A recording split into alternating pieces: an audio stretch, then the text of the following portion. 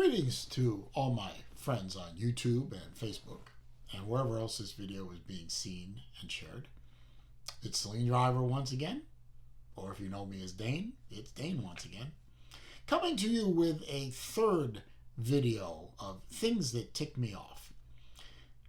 First two videos seemed to do pretty good. I thought I'd keep it going. People have given me good positive feedback and even given me some ideas for other things that piss me off, because they said this pisses me off. I said, yeah, pisses me off too. Let's talk about that. And this is video number 3. And I got 5 more things for you. 5. Let's get right into it. Number 1, people who treat others badly. Now, I am not the warmest, cuddliest person in the face of the earth, and I don't have the cleanest mouth in the world, and I'm not I'm not unfriendly to people. I think I smile rather easy, and I think I'm initially not an approach strangers on the street kind of person. Bit shy, bit of an introvert, but I'm a friendly enough person, and I always try to treat people well. I tip well at restaurants.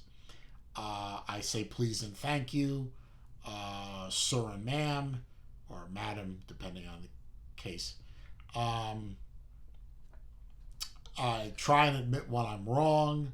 I try and give praise. I even tell my kids I love them, and I do. If you're watching me, kids, I love you. You're good kids, and you made me proud growing up. But that's neither here nor there. I see people treating others badly, and it really pisses me off. Who died and made you God? Who are you to judge and treat others bad? Especially waiters and waitresses. I did waiting tables for a good while. I know that side of the business okay. I got a good handle on what a server goes through in the course of their day. They have to clean off plates of half-eaten food, which is always something that kind of doesn't thrill me. They have to deal with customers with bad breath, bad body odor. They have to be able to hear people in loud restaurants. And they do all this for like a couple bucks an hour plus tips. And, and I put not tipping or not tipping well as treating someone badly. They busted their butt so you could eat. You didn't have to cook. You didn't have to clean. You didn't have to do anything. All you had to do was look at a menu, place an order, and sit there and consume. Pay your check, tip your server, and leave. They had to deal with the chefs in the back, the cooks in the back, who were probably in a bad mood anyway, because every cook and chef I've ever been around in the restaurants I worked in were always perpetually in a bad mood. I often said to them, if you don't like the friggin' job, quit. Go wax cars for a living. Why are you here if you hate your job? That's another thing. And you have no right to treat, unless that server is so incompetent or treating you so badly, you got no right to treat them badly.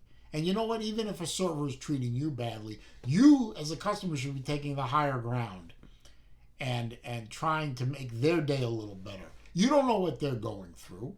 They could have had a fight with their boyfriend or their girlfriend before they got to work. They could have had a bad time with a teacher for their kid, or a teacher of their own. If they're in college, they might be working their way through school by waiting tables. They're working hard. You don't get to mistreat them. You don't get to mistreat anybody. People need to be treated with respect. I believe firmly that this world would be a better place if people would treat people with the same respect they want out of them. That's why I try and treat everyone equal to me. I know better than anyone. I don't care what color they are. I don't care what one of the 5,000 different genders they are. I don't care who they sleep with. I don't care about any of that. You're a human being. We are all, we are all men and women in God's eyes. I don't care if your skin tone reflects light or absorbs it. I don't care if your genitalia is concave or convex. I don't care about any of that. Are you a good person? And will you be a good person to me? And I will be a good person to you. That's the way it should be. If you're one of those people that mistreats other people, either to get your rocks off or to make you feel alive by making them die inside, you're scum. I hope you get hit by a train. That's not very nice of me, but whatever. Number 2, overly religious people. Now, I mean, it doesn't piss me off per se. You do you. If you want to be so hyper religious that you're practically frozen in place because you're afraid that if you breathe the wrong way, you'll offend God. All right, that's you. That's not me. Religion is like anything else. It is good in moderation. It is not so good if overdone. But, different strokes for different folks. I mean, I am not an overly religious person. I believe in God. I am Jewish, so I believe in the tenets of Judaism. I observe the high holy days. I wish I could be a better Jew and observe all the days and keep the Sabbath and all that, but I don't. I'm sorry. I am what I am. But what really, I don't have a problem with overly religious people as such. I have a problem with overly religious people trying to shove it down my throat. I'll give you an example. One time I was working for IBM. I had to fly to Salt Lake City, Utah for a conference and an educational seminar. And I was on the airplane. I was flying out of Atlanta where I lived. I got on the plane and it wasn't a full plane for some reason. And I was in one of the rows with 3 seats. I was the only one in the row. And I was just sitting there about 2 hours into the flight. A guy just comes from the back of the plane somewhere, I don't know where, and sits down next to me. Sticks his hand out and says, "I'm so-and-so, John Doe." I don't know what his name was. I don't remember. And he said, "And I'm here to tell you about the miracle of Jesus Christ." Okay. And I looked at him and I said, and I'm clearly wearing a Star of David. Like this. Well, not this one, but like this one. I'm clearly wearing a Star of David. You can clearly see it. And I said, "Okay, are you a Mormon by chance?" And he said, "Yes, I am. Yes, I am." I said, "Well, okay, I'm happy for you, sir. But I'm Jewish, and I'm proud to be Jewish, and I was born Jewish. I live as a Jew, and I will die as a Jew. You have as much chance of converting me to the LDS faith as you do sprouting wings, jumping out of this airplane, and flapping your way home." Those were my exact words to him. I said, "Now, I'd appreciate it if you would just go somewhere else, please." And to his credit, he did. I mean, he didn't browbeat me. He just said, "Thank you," and he got up and he disappeared in the back of the plane and started talking to somebody else. That's fine. I mean, he handled it well, but it's like you have no right to take your beliefs and cram them down my throat. So, over religious people, stop it.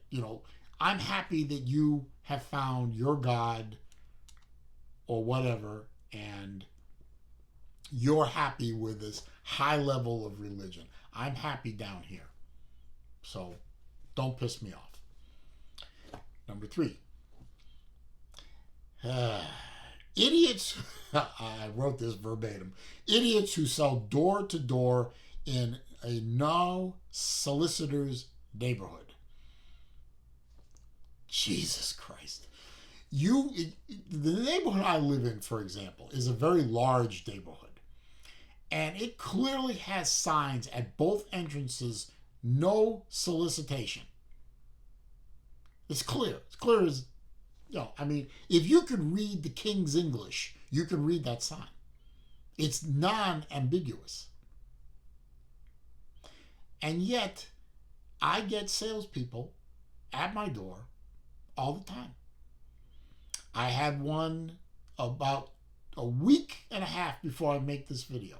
I had one come up selling windows.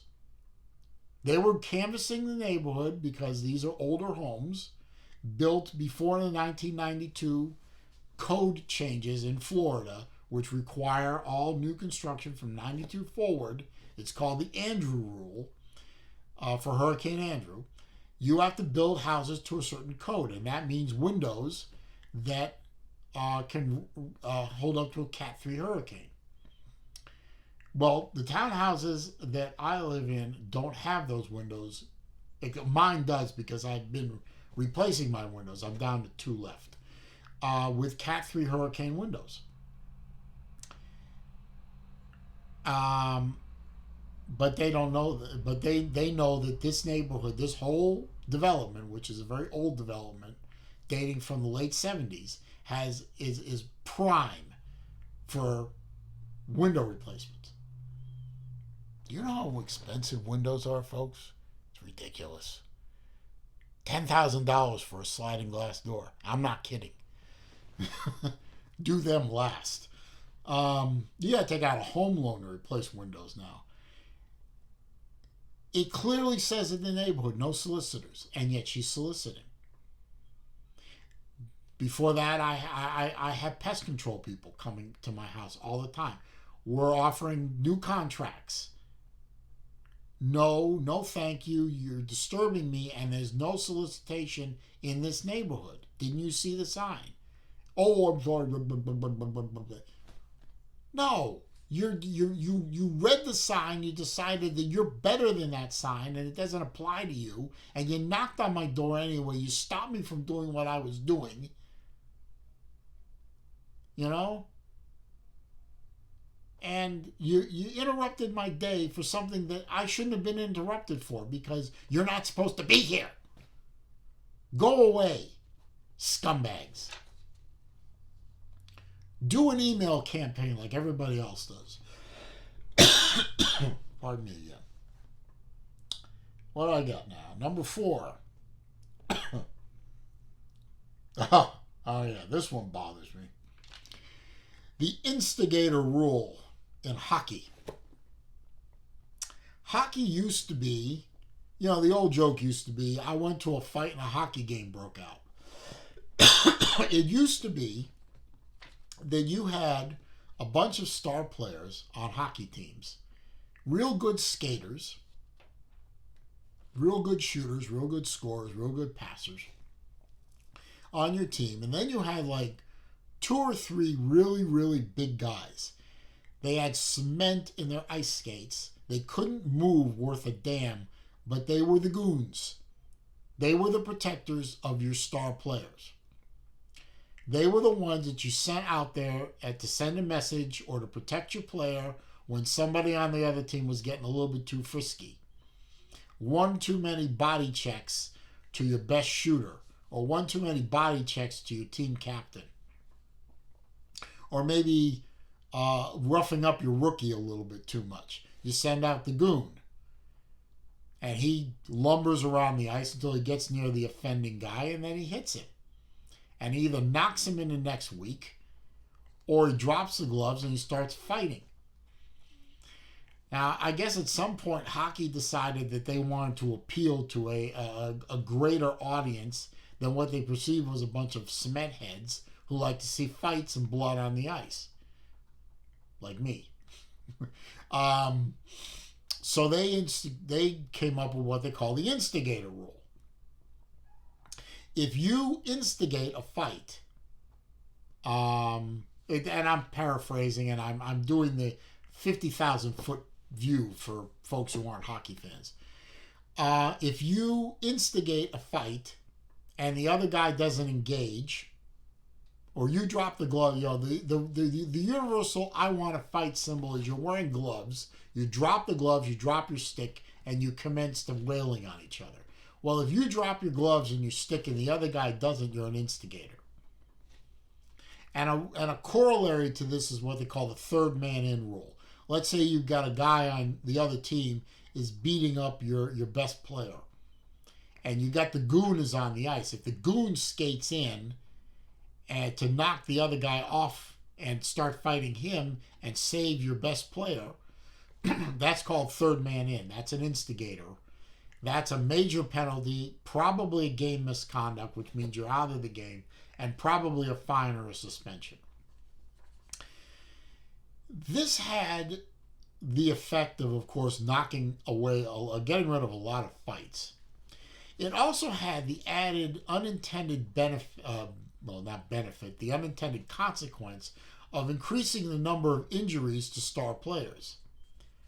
Guys like Wayne Gretzky, guys like Mario Lemieux, guys like Dennis Savard of my beloved Bruins were players that got injured more often, or in the case of Savard, got knocked out of the game for life because one of the other team players, in some cases their equivalent of a goon, which you don't see much of the pure goons anymore, but the bigger guys, they're heavy hitters, knocked them out of the game and injured them and took them out of the game either for a few weeks, a few months, or in some cases permanently, because they had basically carte blanche to beat on these stars, because there's nothing the other team could do about it.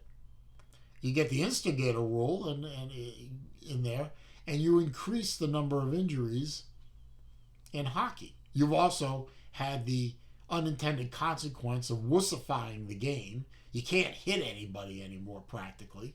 I mean, some of the hits that were legal back in the 70s and 80s, hell, they'd be, at the very least, some of these players would have been suspended 10 days or 10 games, and they'd probably be tossed out of the league permanently now. So the Instigator Rule has not only increased the number of injuries to hockey players, to star players, it's also ruined the game.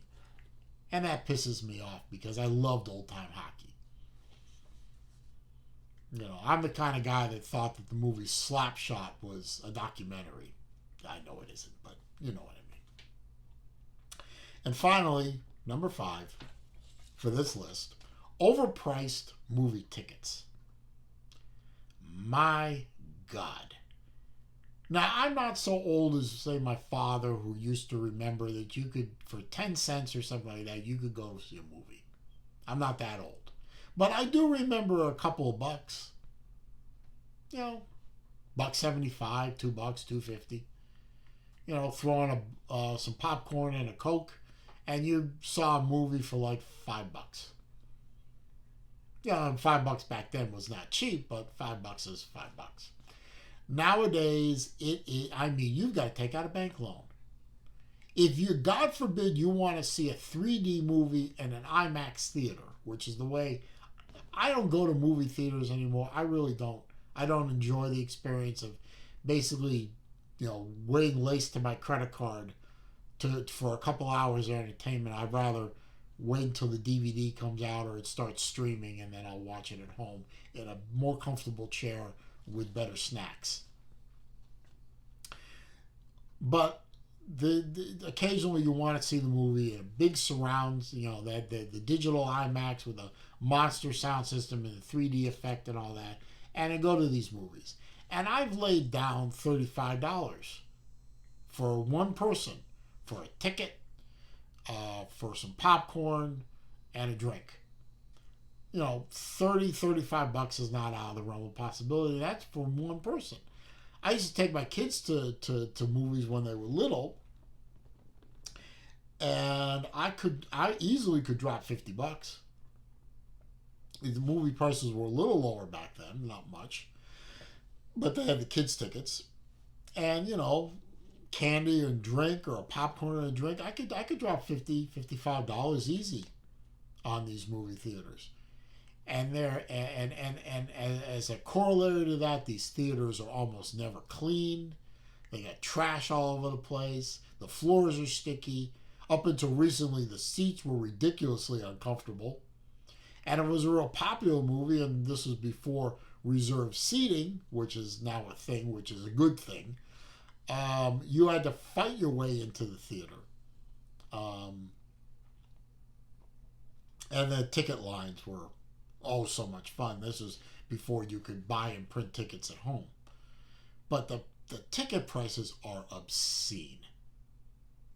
A family of 4 could drop $150 easy on movies and snacks. And who the hell wants to do that? Especially when movies now are mostly remakes of remakes of remakes.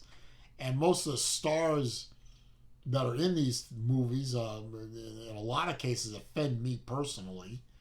I try very hard and succeed in most cases in separating the star in real life from the performer. In some cases I can't, but in most cases I can. But paying money to see these idiots who are basically are paid millions of dollars to pretend. The amount of money they spend on a ticket, it's just, the juice isn't worth the squeeze. I'm sorry, it isn't. So that's it. That's 5 more things that tick me off. Now remember, folks, this is all to be taken in humor. I'm not trying to offend anyone. If I did, sorry. Well, sorry, not sorry. You know what? If I offended you with any of these things, then, that's on you. I can't be responsible for your soft friggin' feelings. I can't. My facts don't get in the way of your feelings. Your feelings don't get in the way of my facts, okay? Anyway, if you enjoyed yourselves, I hope you did. Thumbs up down there. Thumbs up button, clicking the like button does help the channel. It helps get my channel noticed by the YouTube algorithms more easily, and makes the channel more searchable. Comments, questions, and suggestions down there. I read them all. I respond to them all. I'd love to hear your ideas of things that piss you off. It doesn't have to be 5 things. It could be 1 or 2. It could be 10. Let's keep limited to 5 if you can. But let's not make the comment section into lists 100 items long. Pardon me. If you're new to the channel, go ahead and click the subscribe button. First of all, welcome. Of course, welcome. Please click the subscribe button and click the bell icon so that when I upload new content, you are alerted to that, and then you can see it. I'm going to do more of these because people seem to like them, so I'll come up with some more, and I'll be back to you real soon. Meanwhile, don't forget to check out the rest of my videos, which are amusing or informative, or amusing and informative. I'll talk to you later.